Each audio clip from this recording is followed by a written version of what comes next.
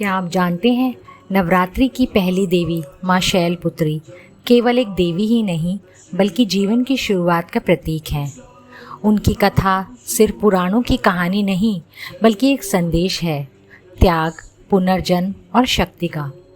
बहुत समय पहले ब्रह्मांड की अद्भुत शक्ति का अवतरण हुआ। सती, वे राजा दक्ष की पुत्री और भगवान शिव की अर्धांगिनी बनी।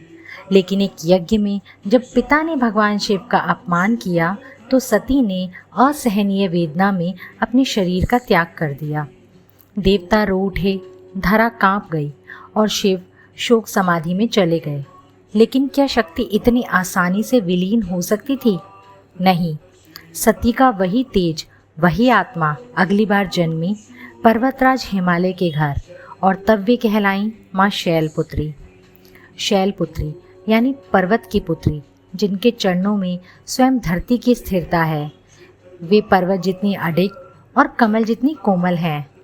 त्रिशूल धारण करती हैं पर साथ ही करुणा से भरी हुई हैं। उनका वाहन है नंदी बैल, जो भक्ति, समर्पण और शक्ति का प्रतीक है।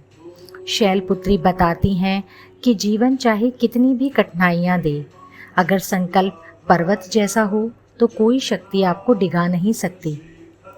क्या आप जानते हैं, माँ शैलपुत्री केवल कथा की देवी नहीं बल्कि हमारे शरीर के मूलाधार चक्र की अधिष्ठात्री हैं।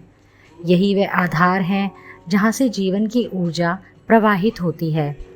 जब साधक माँ शैलपुत्री की आराधना करता है तो उसके भीतर स्थिरता, धैर्य और शक्ति का संचार होता है। नवरात्रि की शुरुआत इन्हीं की पूजा से होती है।